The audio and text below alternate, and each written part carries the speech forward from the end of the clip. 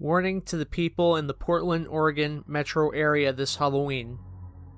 Written by Halloween Warning from the No Sleep subreddit. This really freaked me out. Yesterday I noticed my neighbor hadn't put out all of his Halloween decorations, lights, etc. The past 2 years I've lived next to him, he's gone all out for Halloween. I don't know him well, he's younger, single, but I know he likes kids, not in a creepy way. His brother and sister-in-law and their kids are always visiting him, and he plays with the 3 young nieces and nephews out in the yard. So anyway, I got home from work and was walking up my driveway and I saw him outside and said something like, "Hey man, you better get your Halloween stuff up or that house up the street is going to beat you for the best decorations." He kind of smiles sheepishly and says that he's actually going to keep his house dark this year and just put candy out. I asked if he was going out of town, but he said no. Something happened last year that really scared him. Now, I was concerned for my own safety if some weirdos were coming around our neighborhood, which is actually a pretty safe neighborhood with tons of young families living here. So I asked him what happened. He said last year he had his brother's family over so they could trick-or-treat in the neighborhood since they live in an apartment complex that doesn't do much for Halloween. He had a bunch of kids come to the door like always. His family took off around 10:30 and they were only a few older trick-or-treaters. By 11:30 there were pretty much none. So he was inside, watching TV, and the doorbell rings. He grabs the candy bowl and heads over, noticing it's just past midnight and that's pretty rude for trick-or-treaters to still be out.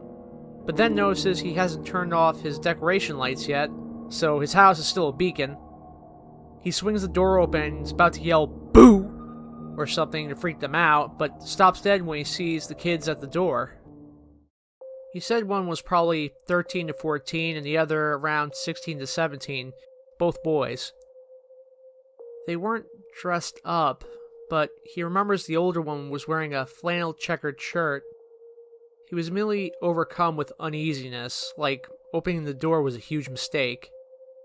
They just stared at him and he noticed they had really big irises and dilated pupils.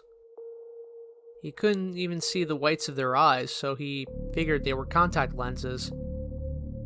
He was frozen there holding the candy bowl, like he couldn't slam the door in their face as much as he wanted to. So he nervously tried to smile at them, hoping they would break character and ask for candy or something. The younger one said they had gotten lost and needed to come in to use his phone. That was when he closed the door more than halfway on them and said, "No, sorry." And the older one said something like, "Can we just wait in your house until our parents come get us?" But by then he was convinced that his life was in danger, and these kids must be high or something or intending to rob him, and he just kept mumbling, "No, sorry, good night," as he inched the door closed and locked it. He told me he was so fucking scared at that point that they were going to try to break in through one of his windows or something.